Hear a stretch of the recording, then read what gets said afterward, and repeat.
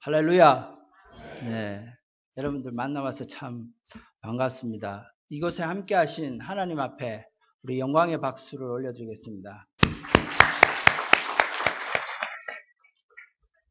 예. 오늘 본문 고린도전서 15장을 제가 기도 중에 어떻게 말씀을 전할까 생각하면서 오늘 본문을 택하게 되었는데요. 고린도전서 사도 바울이 고린도 교회 그 당시에 많은 문제가 있었습니다. 분파가 생기고 또 우상 숭배 이런 여러 가지 문제가 생겼기 때문에 사도 바울은 그 고린도 교회를 사랑하는 마음으로 고린도 교회를 바로 가르치고 또 회개를 촉구하기 위해서 이 고린도 전서를 쓰게 되었습니다. 고린도가 지금의 아테네, 그러니까 그리스 아테네에 있는 아테네 그 수도로부터 서쪽으로 한 80km 떨어진 지점에 있는 도시가 고린도 도시인데요. 거기에는 그 당시에 많은 그 사람들이 모여서 이방 사람들이 많이 모이고 그 다음에 무역과 상업이 활발하게 그렇게 발달해 있던 지역입니다. 그렇기 때문에 우상숭배도 많았겠죠. 그래서 여러 가지 고린도 교회에 문제들이 발생함에 따라 사도 바울이 고린도 교회를 위해서 애타는 심정으로 쓴 이 편지가 바로 고린도 전서이고, 오늘 본문 15장은 바로 여러분들 다 잘 아시다시피 부활에 관한 내용을 쓴 부활장이라고도 합니다. 그 당시 헬라 문화의 영향을 받았기 때문에 영혼 불멸설을 믿고 있었어요. 영혼 불멸설, 우리도 영혼 불멸설을 믿지 않습니까? 근데 영혼이 사라지지 않고 영혼은 계속해서 존재한다. 그런데 그 사람들은 그 영혼 불멸설을 믿으면서도 육신의 부활은 믿지를 않았습니다. 우리 기독교에서 가장 중요한 것은 중요한 교리 중에 하나가 부활 교리이지 않습니까? 우리가 다 죽으면 우리 육신이 다시 부활할 것입니다. 믿습니까? 예, 우리는 예수님 같이 그러한 부활의 몸을 입고 나중에 주님과 함께 정말 기쁘게 살아갈 것입니다. 믿습니까? 예. 그래서 사도 바울은 오늘 본문 1절에서 7절에 자신이 전한 복음, 곧 성경대로 예수 그리스도께서 우리 죄 때문에 십자가에서 죽으셨고 또 장사 지냈다가 3일 만에 다시 살아내서 우리의 구주가 되셨다는 사실을 믿기만 하면 구원을 얻으리라 라고 말씀하고 있습니다.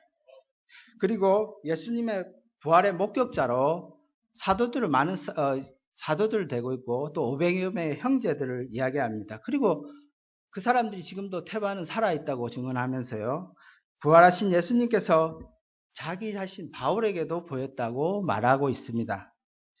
예수님을 만나기 전에 바울은 어떤 사람이었습니까? 바울은 유대교 사람으로서 하나님의 교회를 핍박하는데 앞장섰던 사람입니다.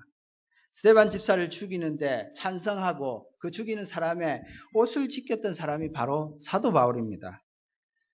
예루살렘 공회에 가서 공문을 받아가지고 다메섹까지 가서 예수님 믿는 사람들 잡아와서 핍박하려고 했던 사람이 바로 사도 바울입니다. 바울은 자신이 그 당시만 해도 자신이 유대교를 따라서 정말로 하나님을 잘 섬기는 자라고 생각했고, 그래서 바로 자신의 착각이었죠. 잘못된 자신에 의했던 것이에요. 부활하신 예수님을 만났을 때 그는 비로소 자기가 죄인이구나, 내가 정말로 잘못 살았구나 라는 걸 알게 되었던 것이죠. 이에 8, 9절에 맨 나중에 만삭되지 못하여 난 자 같은 자, 사도 중에 지극히 작은 자라는 말을 통해서 예수님을 만나고 나서 자기가 정말로 얼마나 보잘것없는, 정말 티끌 같은, 먼지 같지도 않은 자라는 것을 깨닫게 된 것이죠. 그리고 나서 10절에 말합니다. 나의 나된 것은 바로 하나님의 은혜로 되었다고요. 하나님의 은혜로 되었다고. 여러분, 은혜가 무엇을 말합니까? 은혜는 어떤 사람이 아무 자격이나 조건이 없는데도 값지고 귀한 선물을 그저 받는 것이 은혜입니다. 원래 사도 바울이 예수님 만나기 전에 어떤 사람이었습니까? 그는 원래 바울이 아니었죠. 사울이었죠. 그런 사울에게 바울이 정말로 내가 사울이 바울이 된 것이 바로 하나님의 은혜 때문에 됐다.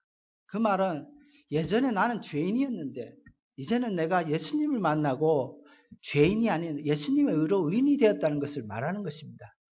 그리고 사단의 종이었던 내가 바로 이제는 예수님의 종이 되었다는 것을 말씀하는 것입니다. 만약 사울이 다메섹 가까이 갈 때 예수님을 만나지 못했다면 생각해 보십시오. 그의 모습이 어떻겠습니까?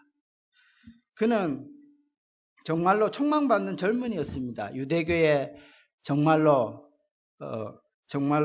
좋은 가문에서 태어났고요. 전통적으로 혈통이 베냐민 지파인 그런 혈통에서 태어났고 랍비로 당대 최고 존경받는 가말리엘의 문화생이었습니다. 태어날 때부터 로마 시민권을 가진 사람이었고요. 그런 것을 봐서 재산이나 사회적 지위가 있는 그런 출신의 가문의 자식이었습니다. 그리고 유대인 공회가 인정할 정도로 촉망받는 젊은 정말 혈기 넘치는 삶이 보장된 젊은이였습니다. 그리고 율법주의적 유대교를 열심히 믿는다고 하면서 교회를 핍박하는 그런 삶을 계속 살아갔을 것입니다. 그런 그가 다메섹에서 예수님을 만났을 때 예수님의 강권적인 사랑에 붙들리게 된 것입니다. 그리고 나서 그는 회개함으로 자신이 얼마나 죄인 중에 죄인인지 다시 한번 깨닫게 됐고요. 괴수 중에 괴수인가를 고백하게 되는 것이죠. 디모데전서 1장 15절에 미쁘다 모든 사람이 받을 만한 이 말이여 그리스도께서 예수께서 죄인을 구하시려고 세상에 임하셨도다 하였도다. 죄인 중에 내가 괴수니라 라고 사도 바울은 자신을 그렇게 고백하고 있습니다. 예수님께서는 사도 바울을 그가 있기 전부터 태초부터 예수님은 그를 택정하시고 이방인의 그릇으로 쓰기 위해서 복음을 전도하는 그릇으로 쓰기 위해서 그를 불렀던 것이죠. 그것이 바로 하나님의 크나큰 강권적인 사랑인 것입니다. 이것이 바로 하나님은 거부할 수 없는 정말로 전적인 은혜라는 것이죠. 오늘날 우리가 살아가면서 우리 삶 속에서도 우리 믿는 사람 각자 삶 속에서도 하나님은 절대적으로 여러분 한 분 한 분을 찾아가 만나 주셨으리라 믿습니다. 저 같은 경우는 교통사고로 죽을 뻔하다가 살아나면서 주님께서 저를 만나 주셨습니다. 그때를 저는 잊지 못합니다. 그런 나름대로의 여러분 각자의 모습이 다 예수님께서 사랑하시고 부르셨기 때문에 여러분들 각자를 인격적으로 만나 주시고 또 인격적으로 터치해 주시면서 여러분들을 지금 이 시간까지 주님께서 끌고 오시고 그 믿음을 지켜주시리라 믿습니다. 혹시 아직까지 주님을 내가 인격적으로 만나지 못했다고 생각하고 분이 계신다면 모든 것을 주님 앞에 내려놓고 나는 이제 아무것도 할 수 없습니다. 주님께서 붙들어 주시고 주님께서 나를 이끌어 주십시오라고 기도하십시오. 그러면 주님께서 반드시 만나 주실 것입니다. 그러기에 우리 각자가 이곳에서 광대하시고 영광스러운 하나님을 예배하는 것, 이것이 얼마나 큰 은혜가 아닙니까? 이것이 바로 하나님의 은혜인 것입니다. 지난 시간을 돌아보면서 정말로 우리가 되돌아보면서 저와 여러분들이 하나님께서 절대적인 사랑으로 부르지 않으셨다면 우리가 어떠한 삶을 살고 있을까 한번 생각해 보십시오. 저는 아마도 지금도 세상에 나가서 좋은 거 저도 노는 거 좋아하고 사람들 만나는 거 좋아하고 정말 좋아했어요. 그래서 참 너무 많은 죄를 지었죠. 그런 모습을 살고 있었을 거예요. 지금까지. 하나님의 그 강권적인 사랑이 저를 붙드시지 않았었다면 또한 여러분들 붙들지 않다면 지금 이 자리에 오셔서 여러분들 여기서 하나님의 말씀 듣고 계시겠습니까? 하나님의 강권적인 사랑과 은혜가 여러분들 붙들었기 때문에 여러분들이 이 자리에 앉아 계시는 것입니다. 그러므로 저와 여러분들 모두가 하나님으로부터 받은 그 강권적인 사랑의 은혜를 우리 심령 속에 깊이 새겨야 하는 것입니다. 머릿속이 아닌 우리 가슴 깊이, 우리 뼛속 깊이 새겨야 하는 것입니다. 그리고 그 사랑의 은혜를 결코 잊어버려서는 아니 될 것입니다. 이런 이야기가 있습니다. 어느 날 한 나라의 왕이 시골 마을을 지나가다가 하룻밤을 묵게 되었습니다. 한 목동의 집에서 묵게 되었는데 목동의 모습이 참으로 인상적이었습니다. 욕심이 없고 성실하고 정말 일도 잘하고 묵묵하게 정말 평화롭게 일을 하는 것이었어요. 정말 자기 주위의 신하들에게서는 그런 모습을 찾아볼 수가 없었기 때문에 너무나 인상적으로 보았던 것이죠. 젊은 목동의 모습에 끌린 왕은 목동을 나중에 불렀어요. 우리나라를 위해서 그 나라의 왕이 나라를 위해서 총리직을 맡기는 거예요. 그래서 총리직을 맡게 되었습니다. 그래서 목동은 평소에 하던 대로 열심히 성실하게 거짓없이 사심없이 정성껏 왕을 보필하고 왕을 잘 섬겼어요. 그런데 총리가 된 목동을 본 그 옆에 주위의 신하들이 가만히 있겠습니까? 시기하겠죠. 시기하면서 어떻게 하면 그 총리를 모함에서 끌어내릴까 궁리하지 않았겠습니까? 그래서 일개 목동이 총리가 된 것도 그래 하니까 적당히 뇌물도 받고 자기들처럼 좀 했으면 좋겠는데 정말 공정하고 깨끗하게 일을 하니까 정말 불편한 거예요. 그 신하들이. 그래서 모함거리를 찾기 시작했고 찾다 보니 사람들을 붙여서 찾다 보니 한 가지 자기들이 발견한 모습이 있었어요. 그래서 이제 총리가 한 달에 한 번씩 자기 살던 옛 고향집으로 시골집으로 돌아가서 자기 자기 집에 있는 그 광에 들어가서 항아리를 이렇게 뚜껑을 열어가지고 항아리를 보는 모습을 이렇게 발견하게 된 거예요. 그래서 얼추근이 좋다. 저걸로 모함을 해서 저 사람을 끌어내리겠다라는 생각을 하게 된 거죠. 그래서 총리를 모함하기 위해서 이제 신하들이 그 모습을 보고 이제 왕에게 가서 고합니다. 총리가 자기 집에 광에다가 항아리에 금은 부화를 넣고 부패 부정을 일삼고 있다고 이렇게 고한 겁니다.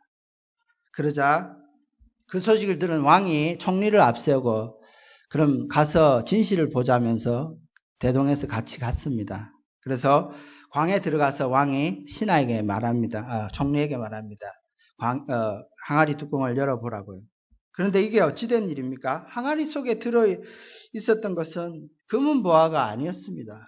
금은 보화가 아니라 총리가 목동 시절에 입었던 낡은 옷과 지팡이 하나가 놓여 있었습니다. 총리의 집을 신하들과 함께 방문한 왕이 사연을 묻습니다. 왜 한 달에 한 번씩 이렇게 꼭 이 항아리를 열어서 이것을 보았느냐라고 말했죠. 그러자 대답합니다. 목동이. 저는 본래 목동이었습니다.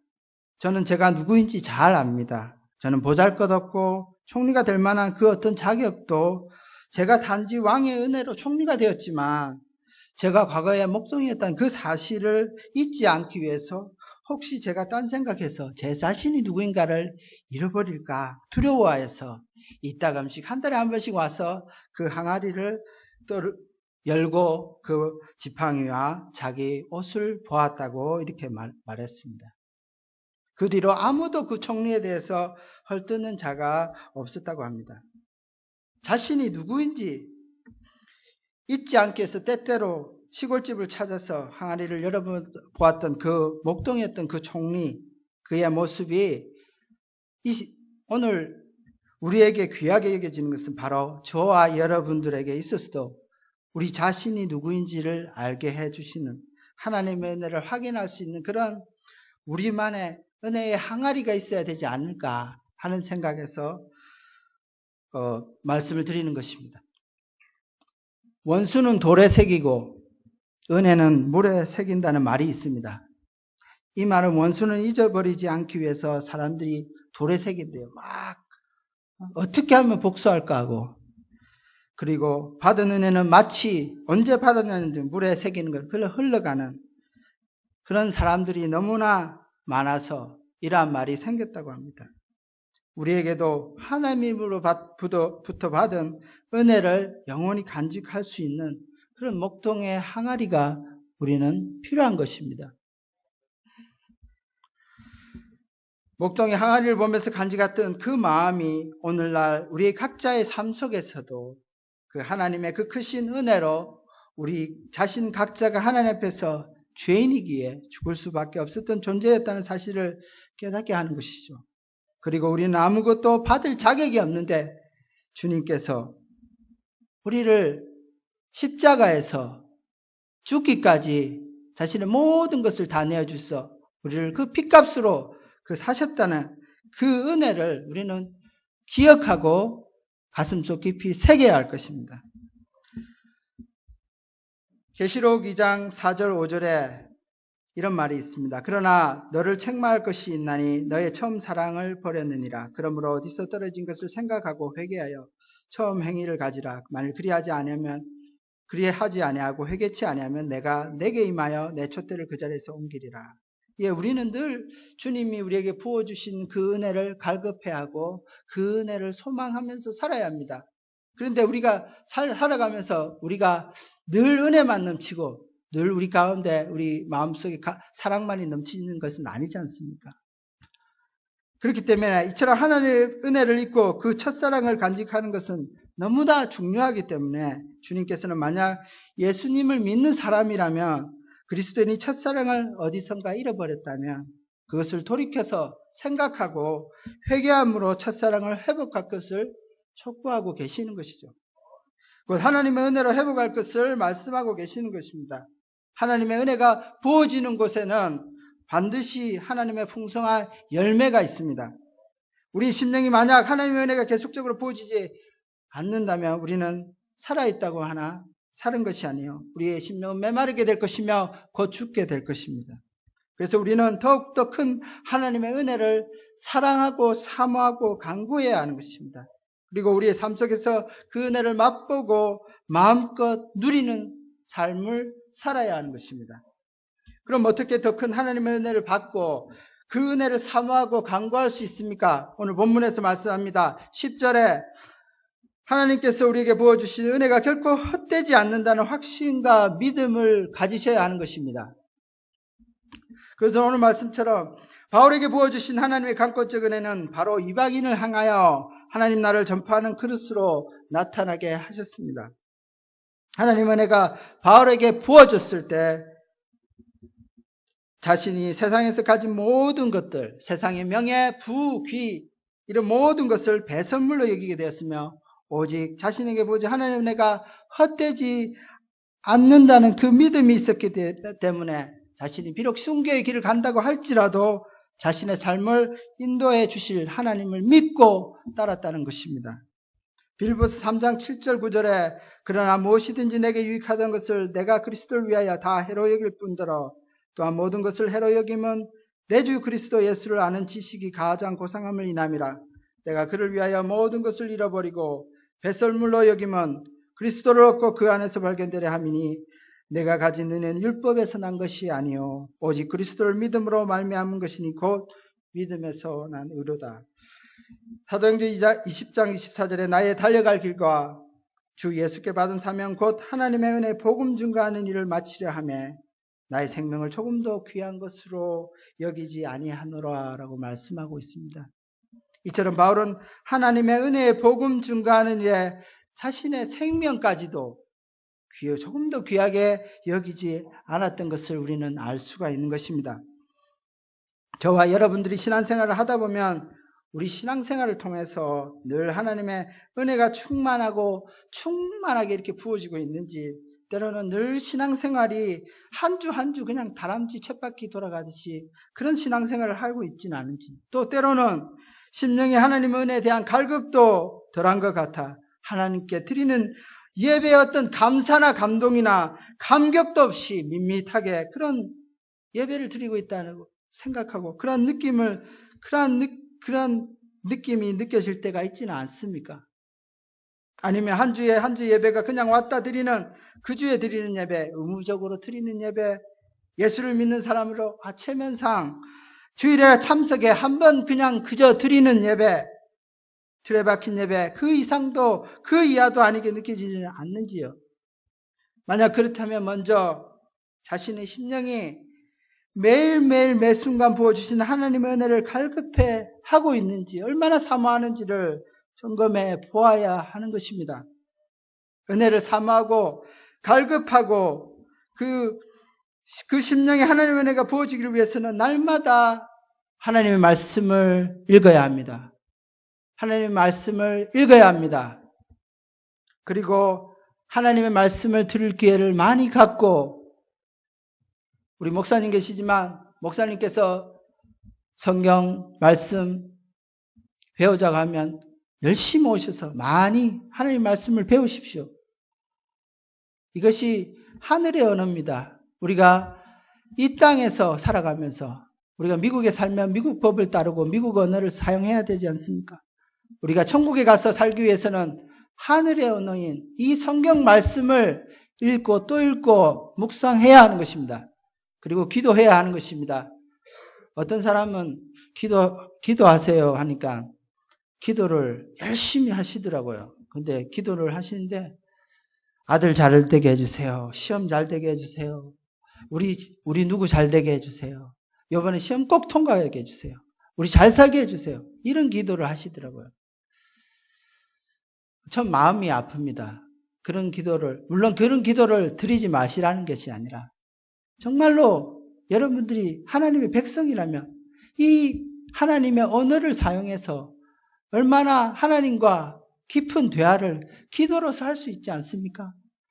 하나님께 울고 싶으면 울고, 하나님께 나아가서 하나님께 때도 써보고, 또 하나님께 부르짖어서 정말 하나님의 마음은 무엇입니까? 나를 향한 주님의 계획은 무엇입니까? 물어보면서 그렇게 주님의 마음과 서로 교제가 되는 그러한 기도를 우리가 드려야 하지 않겠습니까? 아무런 자격도 없는 우리가 하나님의 은혜를 받은 하나님의 자녀라고 믿고 확신한다면 우리는 우리의 생각이나 감정을 뛰어넘어서 하나님이 계획하시고 뜻하신 것이 무엇인지 먼저 묻고 하나님께서 나를 끝까지 붙들어 주신다는 그 확실한 믿음을 가지고 살아야 할 것입니다. 그리고 또한 우리에게 보여주신 하나님의 은혜가 결코 헛되지 않는다는 그 사실을 단단히 붙들고 살아가야 할 것입니다. 100여 년 전에 영국의 한 청년이 속도가 매우 느린 전기선을 타고 미국으로 여행을 하게 되었습니다. 그 소년은 돈이 없었기 때문에요. 닷새 동안 미국을 가는 길에 자기가 가진 건빵과 자기가 가진 치즈로 허기를 달래야만 했습니다. 미국 대륙에 가까이 오면서 식당 앞을 지나가는데 얼마나 맛있는 냄새가 나는지요. 정말 그 음식이 너무나도 먹고 싶은 거예요. 그래서 어떻게 할까? 돈이 없는데 모르겠다고 그냥 들어가서 그냥 한 끼를 먹게 되었습니다. 그리고 그 식당 주인에게 말합니다. 제가 돈이 없어서 그렇게 말을 합니다. 밥을 한 끼 먹었습니다. 제가 돈이 없어서 미안합니다. 라고 말하니까 그 식당 주인이 하는 말입니다. 아니, 당신이 산 선표에 그 값이 다 이미 지급되어 있습니다. 라고 말이죠. 선표에 이미 5일 동안 자기가 충분히 먹을 그런 식사값이 다 지불되어 있는데 그 청년은 무지해서 그냥 자기가 배고파하면서 치즈와 빵으로 허기를 때우며 고생을 했던 것이죠. 우리들 생활 가운데도 하나님께서 우리에게 예배해 놓으신 풍성한 하나님의 은혜를 날마다 누릴 권리와 특권이 있음에도 불구하고 이 청년처럼 자기 생각에 갇혀서 자기 틀에 갇혀서 자기 고집에 갇혀서 건빵만 씹는 치즈만 먹는 그런 삶을 우리가 살아가고 있지는 않는지요. 하나님의 은혜를 풍성하게 우리가 살아가면서 누리고 살아가야 하는 것입니다. 에베소서 2장 19절에 이렇게 말씀합니다. 그러므로 이제부터 너희가 외인도 아니요 손도 아니요 오직 성도들과 동일한 시민이요 하나님의 권속이라 라고 말이죠. 우리는 하나님의 권속입니다. 하나님의 아들, 딸과 자녀들입니다. 우리가 무엇이 두렵고 우리가 무엇이 부족합니까? 이 땅에서의 돈이, 이 땅에서의 재물이, 이 땅에서의 잘됨이 그렇게 부럽습니까? 우리는 하늘의 소망이 있습니다. 우리는 이 땅 7, 80년의 소망이 없습니다. 이 땅 7, 80년에 열심히 살아야죠. 예수 잘 믿고 주님 앞에 충성하고. 하지만 이 짧은 시간 7, 80년 아니 요즘은 100세라고 하네요. 100세의 기간 동안 살기 위해서 우리가 그렇게 아둥바둥할 필요가 없는 것이죠. 우리는 영겁의 삶, 주님과 함께 영원한 몸을 입고 주님의 몸을 입고 부활의 몸을 입고 주님과 함께 천국에서 살 영원한 삶을 그 삶을 기대하면서 살아야 하지 않겠습니까? 둘째로 우리가 더 큰 하나님의 은혜를 받고 그 은혜를 사모하며 간구할 수 있는 것은 바로 하나님의 나라를 위한 우리의 수고가 우리가 한 것이 아니라 바로 우리와 함께 하시고 우리 안에서 역사하시는 성령 하나님께서 했다는 사실을 깨닫고 그 하나님께 영광을 돌릴 때 가능한 것입니다. 사도 바울이 하나님 나라를 위해서 하였던 사역들 얼마나 힘들고 험난하고 죽을 고비도 많이 넘긴 사역이었습니까? 그러나 바울은 자신이 스스로 이 사역을 했다고 하지 않습니다. 그것은 바로 하나님께서 자신 안에서 가시는 하나님께서 성령 하나님께서 인도하신 대로 했기 때문에 이 일을 이루었다고 고백하는 것입니다. 자신에게 부어진 하나님의 은혜로 인하여 자신으로 하여금 이방인의 전도자로 복음을 전하는 일을 하지 않을 수 없는 너무나도 가슴이 벅차서 주의 일을 하지 않고서는 감당할 수 없기 때문에 나아갔던 사도 바울이었던 것입니다. 따라서 자신의 사역이 힘든 사역이 아니라 기쁨의 사역이요 감격의 사역이요 항상 은혜가 넘치며 성령의 인도하심에 따라 순종했던 삶이었던 것을 우리는 알 수가 있는 것입니다. 중국에 유명한 부흥사가 있었습니다. 그는 20대 중환병을 얻어 사형 선고를 받았다고 합니다. 그가 죽음의 앞에 놓고 간절한 마음으로 주님 앞에 며칠 동안 씨름하며 기도를 합니다. 그때 주님께서 환상 중에 나타나서 환상 중에 배를 타고 자기가 양자강을 거슬러 올라가는데 난데없이 그 배가 큰 바위를 만났다고 합니다. 그가 아무리 노를 저어도 배는 앞으로 한 걸음도 나아갈 수 없어 답답해하는 중에 주의 음성이 들려왔습니다. 하나님께서 그에게 말씀하시길 내가 이 바위를 치워주랴 아니면 물이 불어나서 물 위로 배가 지나가게 하라 라고 말이죠. 그러자 그는 바위는 그대로 두고 물이 불어나 그 위로 지나가게 해달라고 그렇게 해달라고 했다고 합니다. 그러자 물이 불어나서 그 배가 넘어갈 수 있었다고 합니다. 이 환상을 본 다음 그 선교사님은 차고도 넘치는 하나님의 은혜를 받아서 평생토록 귀한 일을 하는 주의 종이 되었다고 합니다. 우리의 삶 속에서도 우리 앞에 언제든지 우리 삶 자체가 시험의 연속이요, 어려움의 연속이요, 문제들의 연속이요, 얼마나 문제가 많습니까? 살아가는데 자식 문제, 경제적 문제, 가족 간의 문제, 부부 사이의 문제가 얼마나 많습니까? 다 이야기할 수 없지만 우리에게 문제가 많습니다. 왜냐하면 우리는 예수님처럼 완벽하지 않기 때문에. 하지만 우리가 문제가 많지만 바로 하나님의 자녀들에게 한없이 부어주시는 하나님의 그 은혜와 사랑을 생각한다면 이러한 문제, 현재의 어려움이나 문제만을 해결해 달라고 우리가 그것만 놓고 기도할 수는 없을 것입니다. 그보다는 우리가 더 나아가서 먼저 주님께 나에게 주님 차고도 넘치는 하나님의 은혜를 부어달라고 기도해야 할 것입니다.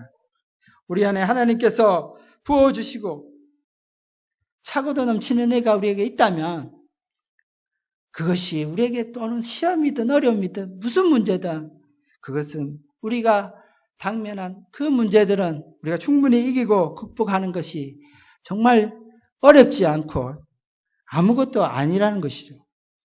우리가 신앙생활을 하면서 때로는 교회를 섬깁니다. 섬길 때 직분도 맡아서 하고요. 어떤 분은 식당 또 봉사도 하시고 또 성가대 봉사도 하시고 이렇게 사역을 감당합니다. 만약에 이 사역들을 우리가 우리 자신의 힘으로 감당한다면 감당을 하겠습니까? 아마 처음에는 직분을 받았기 때문에 의무적으로 할 수 있겠습니다. 열심히 하겠죠. 근데 시간이 지나면 어떻습니까?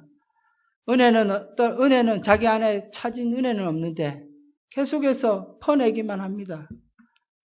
힘들어집니다. 정신적으로 이걸 내가 왜 하나 이런 생각이 들지 않겠습니까? 하나님의 은혜가 있어야만이 모든 사역을 우리가 감당할 수 있는 것입니다. 그러기에 우리가 신앙생활을 통해 감당하는 모든 사역, 이 사역들 역시 우리를 인도하시는 성령 하나님께 의지하면서 충만한 은혜를 부어달라고 우리는 날마다 기도해야 하는 것입니다.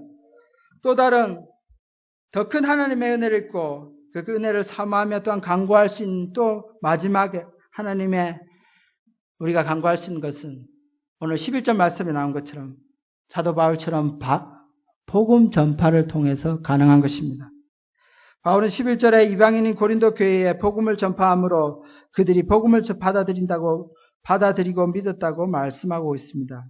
바울은 하나님의 복음을 전파하면서 이방의 고린도 교인들이 하나님의 복음을 통하여 예수님을 믿게 됨을 보며 바울 스스로가 하나님의 무한하신 능력과 또한 자신이 알지도 못하는 그때의 장소에 하나님이 그곳에 먼저 가셔서 그 영혼들을 만지시고 그 영혼들을 주님께서 움직이셔서 준비해 두셨다는 것이 그 모습을 보면서 사도 바울이 얼마나 자기가 더 은혜를 받았겠습니까? 더 차고도 넘치는 은혜가 있지 않았겠습니까? 마찬가지입니다. 우리 신앙도 마찬가지입니다. 우리가 영혼을 향하여 복음을 전하자고 할 때 나의 생각이나 나의 의지나 나의 모든 거 버려야 합니다. 먼저 주님 앞에 겸손하게 무릎 꿇고 주님 앞에 기도해야 합니다. 그 영혼을 위해서 기도하고 애타는 심정으로 그 영혼에게 사랑으로 다가갈 때에 하나님께서 먼저 그 영혼에게 가셔서 그 영혼을 만지시고 움직이셔서 그 영혼을 바라보는 우리 마음속에 더 큰 하나님의 은혜를 부어주시는 것입니다. 그러므로 저와 여러분들 모두가 내가 나 된 것은 오직 하나님의 은혜라고 고백하는 사도 바울처럼 오늘 이 자리에 계신 여러분들 모두가 나 된 것은 바로 하나님의 은혜라고 고백할 수 있는 여러분들이 되시기를 기도합니다. 저와 여러분들 모두가 하나님께서 부어주신 은혜가 결코 헛되지 않는다는 그러한 믿음을 가지고 확신을 가지고 더 큰 하나님의 은혜를 덧입기 위해 하나님의 말씀을 읽고 또 읽고 묵상하며 열심히 말씀을 배우시길 부탁드립니다.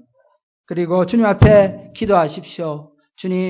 주님께서 내 안에 오셔서 나와 함께 하시고 거하시면서 나를 주님이 원하시는 그릇으로 빚어주셔서 주님이 이끄시는 대로 순종해서 주님 나를 위해서 이 한 몸, 이 영혼 주님 앞에 기꺼이 드리겠습니다라고 기도하십시오. 뿐만 아니라 하나님 나를 위한 우리의 수고가 우리의 자신이 한 것이 아니라 그 수고가 오직 나와 함께 하시고 내 안에서 함께 하신 성령께서 역사하셨다. 주님께 영광을 돌림으로 주님께 기쁨이 되는 그래야 더욱더 큰 하나님의 은혜를 받는 그러한 하나님의 사랑하는 자녀들이 다 되시기를 주의 이름으로 축원합니다. 기도하겠습니다. 주님 감사합니다. 사도 바울의 고백처럼 이 자리에 함께한 모든 하나님의 백성들이 나 된 것은 내 의가 아니라 나의 노력이 아니라 오직 하나님께서 십자가에서 돌아가신 우리 주님을 통하여서 주신 의로 그 은혜로 되었다는 사실을 고백하는 그러한 하나님의 성도로서 날마다 주님과 교제하며 풍성한 하나님의 은혜를 날마다 누리면서 우리의 호흡이 닿는 그날까지 혹 주님이 땅에 다시 오는 그날까지 충성해서 주님 앞에 헌신하는 귀한 하나님의 백성들 다 될 수 있도록 주님 인도하시고 역사하여 주시옵소서. 모든 걸 감사드리옵고 거룩하신 우리 주님 예수님 이름으로 기도드리옵나이다.